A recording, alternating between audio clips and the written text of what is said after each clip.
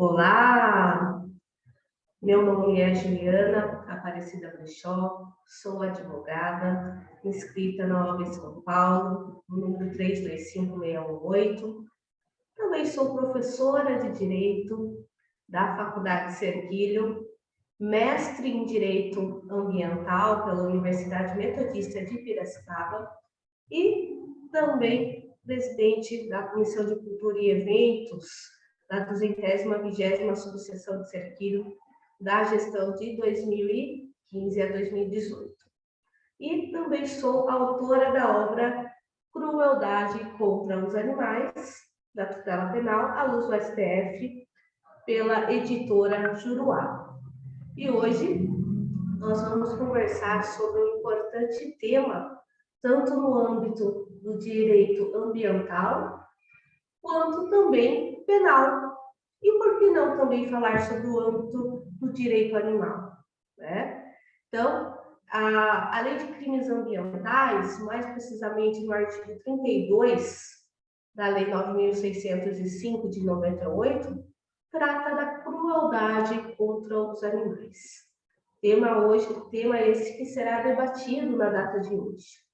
E por que é tão interessante nós falarmos sobre este tema, sobre se os animais possuem uma tutela específica ou não em casos de crueldade?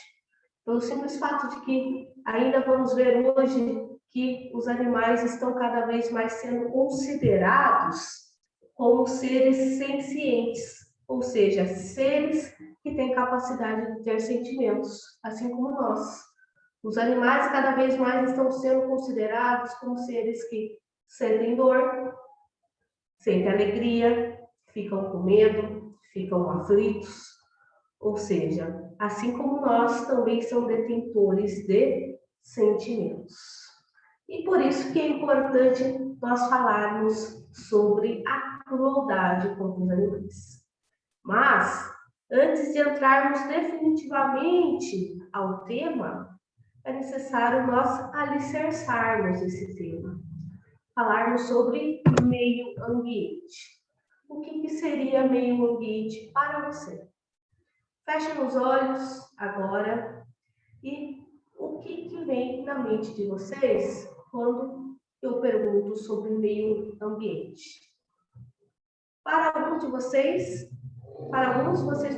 podem falar, não, meio ambiente é a árvore. Meio ambiente são os animais. Meio ambiente, para mim, é só águas, só floresta. Mas será que é somente isso, meio ambiente? Bom, trouxe para vocês hoje dois importantes conceitos sobre meio ambiente. Um conceito estipulado pelo professor Paulo Afonso Leme Machado, um dos mais respeitados doutrinadores de direito ambiental brasileiro, e também trouxe, que nós vamos ver daqui a pouco, um conceito do professor Michel Curieux, que é um conceituado doutrinador francês de direito ambiental.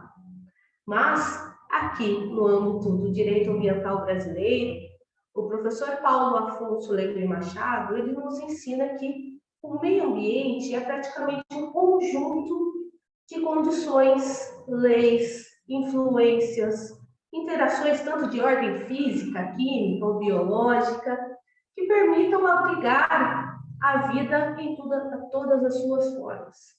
Então, a partir do momento que nós falamos em que é tudo aquilo que abriga todas as formas da vida, nós podemos desde já parar e pensar. Será que o meio ambiente é tudo aquilo que está ao nosso redor, então? Pois bem, o meio ambiente é tudo aquilo que está ao nosso redor. É ainda considerado como um patrimônio público, por meio da Lei 6.938 de 81. Ou seja, ao considerar o meio ambiente como sendo um patrimônio público, significa dizer que todos têm direito a usufruir do meio ambiente. Então, o meio ambiente são todos os recursos naturais, culturais, seres vivos e não vivos. Em contrapartida ao conceito apresentado pelo professor Michel Puyet, um grande doutrinador francês de direito ambiental, ele diz que o meio ambiente é um conjunto de elementos naturais ou artificiais que condicionam a vida do homem. Ainda mais, o meio ambiente é um termo genérico que abrange 3 elementos, sendo eles da natureza, os recursos naturais e até mesmo a qualidade do ar. Então, para ficar mais fácil de entendermos um pouco mais sobre o meio ambiente, antes de entrarmos lá na questão dos animais e da crueldade, a doutrina nos possibilitou a explicar o meio ambiente de diversas maneiras. Ou seja, a doutrina ela classificou o meio ambiente em meio ambiente natural, meio ambiente artificial, meio ambiente cultural e também meio ambiente do trabalho. A primeira imagem que eu passo para vocês é um exemplo típico de meio ambiente natural. Para ficar mais fácil de entendermos meio ambiente natural, é só lembrarmos de que é tudo aquilo que é construído pela própria natureza. Ou seja, são elementos que são construídos sem intervenção humana. Coloquei aqui o exemplo de Bonito, Mato Grosso do Sul, para vocês. De um dos rios de Bonito, em que temos vários elementos do meio ambiente. Temos os animais, temos a parte dos vegetais por meio das algas, temos as águas. Então, é todo um conjunto de meio ambiente natural. E o meio ambiente artificial? O que seria um meio ambiente artificial? Muitas vezes nós vamos em algumas cidades, algumas metrópoles, como aqui no estado de São Paulo, a capital, e nós chegamos e nos deparamos com diversos prédios, pontes, diversas construções. E nunca paramos para pensar que também estamos diante de um meio ambiente. Estamos diante de um meio ambiente? Sim, estamos diante de um meio ambiente artificial. Então, o meio ambiente artificial é tudo aquilo que é construído pelas próprias mãos humanas, né? Que é construída pelo homem. Então, também é considerada como meio ambiente artificial. Já o meio ambiente cultural, nós vamos ter um pouquinho mais de discussão, um pouquinho no final dessa aula de hoje. Mas adianto-lhes que o meio ambiente cultural é tudo aquilo que tem um valor cultural, né? E eu sempre dou como exemplo esta figura de Pelourinho, Salvador. Né? Quando chegamos em Pelourinho, Salvador, nos deparamos com um grande meio ambiente cultural, e que tem um valor cultural muito grande, da cultura brasileira em si. Então, estamos diante de um meio ambiente cultural. Nós vamos ver, quase no final da palestra, que temos alguns doutrinadores que falam sobre o rodeio e a vaquejada serem considerados como meio ambiente cultural também, tá? Mas segura aí que logo nós vamos chegar nesse tema. E por fim, para finalizarmos a classificação de meio ambiente, nós temos o meio ambiente do trabalho, né? Que para ficar mais fácil de vocês entenderem, é tudo aquilo que envolve o nosso meio de trabalho. Como, por exemplo, aqui, no momento que estou gravando esta palestra, tudo que está ao meu redor trata-se de elementos do meio ambiente do trabalho, como o notebook, como a mesa, a cadeira, o prédio onde eu estou, todos são elementos de um meio ambiente do trabalho. Então, nós já vimos até agora que o meio ambiente é tudo que está ao nosso redor e que temos algumas classificações para ficar mais fácil de entendê-lo, como meio ambiente natural, meio ambiente artificial, meio ambiente cultural e meio ambiente do trabalho. Além do meio ambiente, né, de vermos como que é o meio ambiente, o que faz parte do meio ambiente, nós temos ainda que entender sobre qual tipo de ramo do direito protege o meio ambiente. Porque vocês bem sabem que nós temos direito penal, que trata dos delitos, das infrações penais, temos direito civil, direito tributário, direito empresarial e o meio ambiente. Qual é o ramo que trabalha o meio ambiente, que tutela o meio ambiente em si? É o direito ambiental, né? O direito ambiental, ele também tem como nomenclatura direito do meio ambiente, direito do ambiente e também, em 1972, nós tivemos a sua primeira nomenclatura, a qual era chamada de direito ecológico. O direito ecológico era considerado como um conjunto de técnicas, regras e instrumentos jurídicos organicamente estruturados para assegurar um comportamento que não atente contra a sanidade mínima do meio ambiente. Então, em 1972, nós tivemos, por meio do professor Sérgio Ferraz, o nascimento praticamente do direito ambiental, o qual era chamado de direito ecológico. E o direito ambiental, o professor Paulo Afonso Leme Machado, ele sempre costuma dizer que é um direito sistematizador, né? Por que um direito sistematizador? Pelo simples fato de que é um ramo do direito que, de certa maneira, articula a legislação, doutrina, jurisprudência e demais materiais que ajudem a tutelar os elementos do meio ambiente. E é aqui que nós começamos a chegar nos animais. Por quê? Pelo simples fato de que ainda os animais são considerados como um dos elementos do direito ambiental. Os animais são considerados como sendo elementos do meio ambiente e, consequentemente, devem fazer parte do ramo do direito ambiental.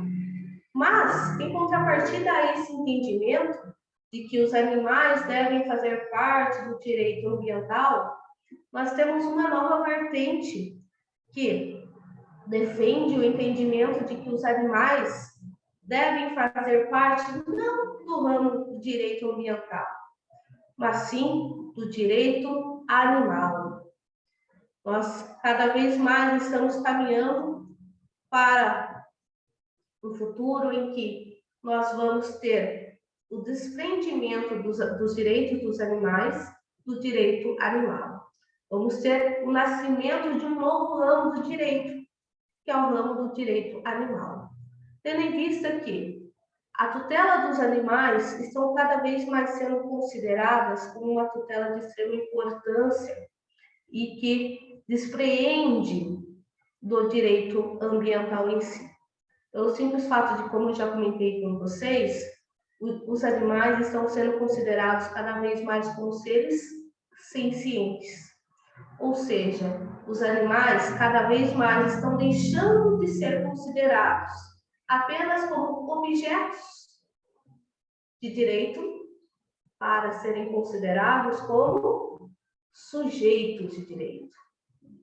E a teoria da senciência animal é o que cada vez mais possibilita essa transição dos animais, em que deixam de ser bens móveis semoventes, ou seja, bens que têm capacidade de se locomover, para serem considerados como sujeitos de direito.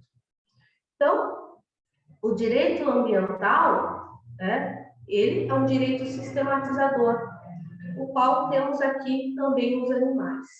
Mas sempre lembrando que temos uma forte tendência em ter uma autonomia do direito animal do direito ambiental, né? Aqui nós começamos a entender sobre a Constituição Federal e o meio ambiente, né? Nós já falamos sobre o meio ambiente, o que é o meio ambiente, a classificação do meio ambiente, Falamos sobre o direito ambiental também, sobre até mesmo a polêmica sobre a autonomia ou não do direito animal perante o direito ambiental. E agora nós vamos estudar um pouquinho sobre o meio ambiente dentro da nossa Constituição Federal. Será que a nossa Constituição Federal ela guardou um lugarzinho para o meio ambiente? Pois bem, afirmo a vocês que sim. Por meio do nosso artigo 225 da Constituição Federal, nós temos que todos têm direito ao meio ambiente ecologicamente equilibrado, que é um bem de uso comum do povo. Ou seja, é um patrimônio público, conforme eu já comentei com vocês. E é essencial a sadia qualidade de vida, impondo-se ao poder público e à coletividade o dever de defendê-lo e preservá-lo para presente e futuras gerações. Então, o artigo 225 da nossa Constituição Federal nos possibilita entender que é direito de todos nós termos um meio ambiente ecologicamente equilibrado. Mas, assim como é um direito, também é dever de todos nós em estar protegendo o meio ambiente para as futuras gerações. E os animais, né, eles estão presentes no artigo 225, parágrafo 1º, inciso 7. Né? Lembrando que o artigo 225 da nossa Constituição Federal possui 7 parágrafos. Né? E o primeiro parágrafo que fala sobre os animais é o parágrafo 1º, inciso 7º, que fala que, para assegurar a efetividade desse direito, incumbe ao poder público proteger a fauna, olha os animais aqui representados, e a flora, vedadas, ou seja, proibidas, na forma da lei, as práticas que coloquem em risco sua função ecológica e provoquem a extinção das espécies ou submetam os animais à crueldade. Aqui nós temos a primeira vez que falamos em crueldade no nosso texto constitucional. No artigo 225, que é o parágrafo 1º, inciso 7º, nós temos a informação importante de que todos os animais devem ser protegidos. Ou seja, nós temos uma tutela constitucional dos animais aqui, em que é proibida qualquer prática que promova risco ou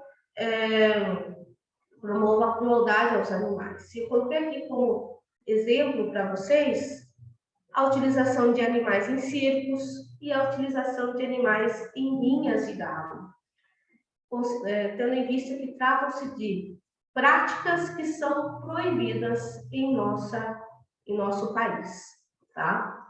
Mas aí vocês podem me questionar, mas e o rodeio e a vaquejada, né? Não são práticas também que promovam crueldade contra os animais?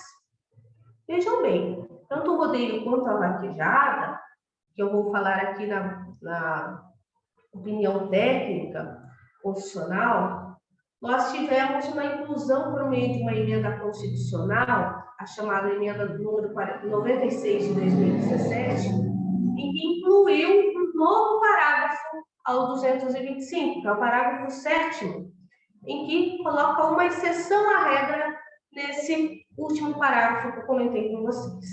Né? A exceção à regra é tanto rodeio, quanto vaquejada, quanto provas de laço, ou também palenteadas, são consideradas como práticas que não promovem crueldade aos animais. Ou seja, são práticas que estão ok, que podem ser realizadas em todo o território brasileiro.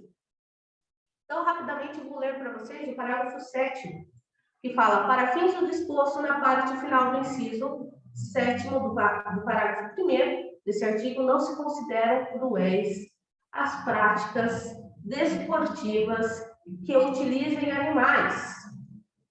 Olha que importante agora, desde que sejam manifestações culturais. Então, tanto o rodeio, né? Vocês estão vendo a imagem agora, quanto a vaquejada, que já está aqui, ou palenteadas, que são praticadas mais no Rio Grande do Sul, são práticas desportivas que possuem um valor cultural, ou ainda mais, são consideradas como manifestações culturais e que, portanto, não são proibidas em nosso país, tá? Então, a tutela dos animais no direito penal é cabível? Nós acabamos de ver sobre a questão dos animais, sobre a tutela dos animais na Constituição Federal. E no direito penal? Tendo em vista que eu falei que o nosso tema hoje fala muito sobre direito penal, direito ambiental. Pois bem, o próprio artigo 225 da Constituição Federal autoriza que o direito penal trabalhe sobre a questão das crueldades contra os animais também, por meio do parágrafo 3º, que fala que as condutas e atividades consideradas lesivas ao meio ambiente sujeitarão aos infratores, pessoas físicas ou jurídicas, a sanções penais e administrativas, independentemente da obrigação de reparar danos causados. Ou seja, a partir do momento em que fala em sanções penais, nós vimos que o direito penal também pode estar trabalhando na questão dos animais, mais precisamente na crueldade contra os animais. Então, nós vimos que nós já temos a participação da Constituição Federal, de 1988, e também do Código Penal, de 1940. Porém, foi cada vez mais verificado que não bastava apenas termos a tutela dos animais na Constituição Federal e no Código Penal. Tendo em vista que vocês já podem observar que o Código Penal é de 1940, ou seja, é bem antigo. E a nossa Constituição Federal é de 1988. Então, foi necessário criar a Lei 9.605 de 98, que é a lei que trata dos crimes ambientais. E esta lei, ela dispõe tanto sobre sanções penais quanto administrativas, todas contra atos e condutas que prejudiquem o meio ambiente. E considerando que os animais fazem parte do meio ambiente, nós temos um artigo específico nesta lei, que é o artigo 32, conforme nós vamos ver daqui a pouco. Então, a lei de crimes ambientais pode ser também considerada como uma lei híbrida. Por quê?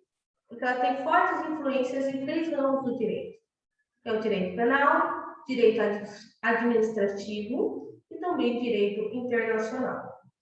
E as penas são penas alternativas à pena de privativa de liberdade, que é uma grande questão que é apontada pelos críticos desta legislação, tendo em vista que essa legislação é considerada como uma legislação branda. E considerando que é uma legislação branda, automaticamente a população não respeita tanto quanto deveria.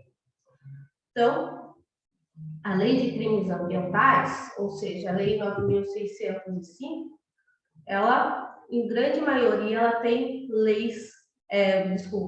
penas brandas, Nós temos somente 3 crimes nesta lei que possuem uma pena máxima superior a 4 anos.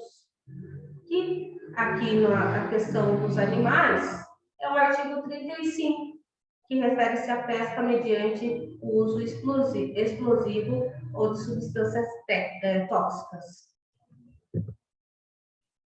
Então, nós já vimos, olha como é importante nós fazermos todo um alicerce, Agora sim, nós estamos entrando no tema específico de crueldade contra os animais.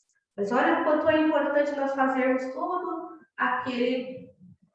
aquele alicerce sobre o meio ambiente, o que é meio ambiente, classificação, direito ambiental, direito animal, direito ambiental, a Constituição Federal, o Código Penal, e agora como que nasceu a Lei de Crimes Ambientais, né?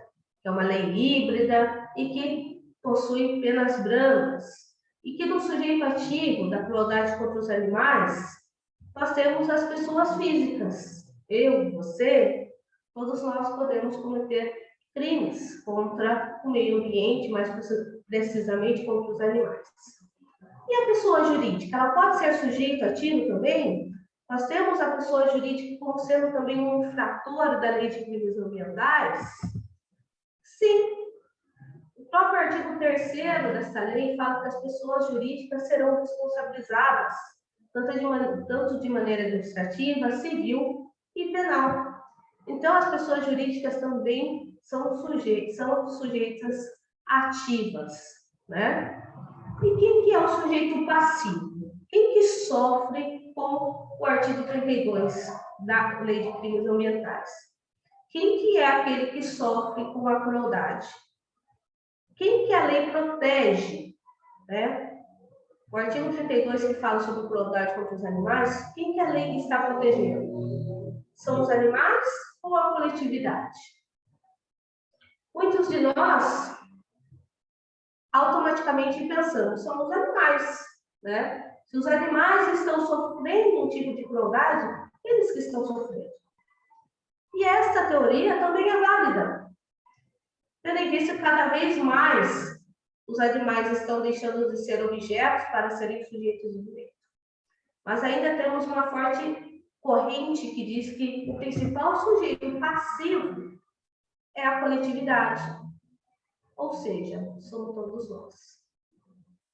Tá? E por esse motivo é que até mesmo autoriza o direito penal estar também cuidando desse assunto. E a tipicidade das condutas, né? Aqui eu trouxe para vocês já o artigo 32 em si, que fala sobre a prática de crueldade, como que é praticar ato de abuso, maus tratos, ferir ou mutilar, tanto animais silvestres, domésticos ou domesticados, ou até mesmo nativos ou exóticos. Ou seja, aqui são todos os tipos de animais. Tanto o cachorrinho que está na sua casa, quanto uma girafa, ou um pássaro, ou um peixe, todos os animais são protegidos por esta lei, né? Nós temos uma pena, conforme eu falei, ainda muito branda, de 3 meses a 1 ano, e multa, né? Ainda nesse artigo 32, nós temos o parágrafo 1º, que fala sobre a realização de experiência em animal vivo, tanto para fins didáticos ou científicos, tá? E o parágrafo 2º desse artigo 32 majora a pena em caso de mortes dos animais. E o que eu sempre costumo dizer é crueldade contra os animais. Mas o que seria crueldade contra os animais? No meu próprio livro eu falo que o profissional mais correto para falar para nós o que é maus tratos, o que é crueldade, não somos nós, operadores do direito em si, assim os médicos veterinários. E por isso que até mesmo eu trouxe aqui no livro a resolução, né? A resolução que trata e que define as características de maus tratos do Conselho Federal da Medicina Veterinária, que fala sobre maus tratos. O que é? Qualquer ato direto ou indireto, omissivo ou omissivo, crueldade, qualquer ato intencional, abuso, qualquer ato intencional, omissivo ou omissivo, incluindo até mesmo atos caracterizados como abuso sexual. Então, quando estamos em dúvida, né, o mais correto é procurarmos profissional da medicina veterinária. E a tipicidade subjetiva, né?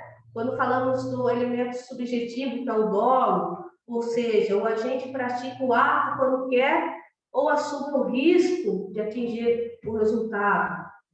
Aqui não falamos na modalidade culposa, né? Então, existe um crime culposo aqui, nem por negligência, nem por imprudência, muito menos por imperícia, daqui do artigo 32.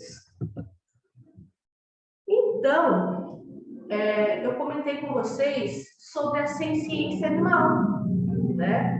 Por que é importante nós estudarmos esse tema da crueldade contra os animais? Pelo simples fato de que a ciência animal está cada vez mais considerando os animais como sujeitos de direito.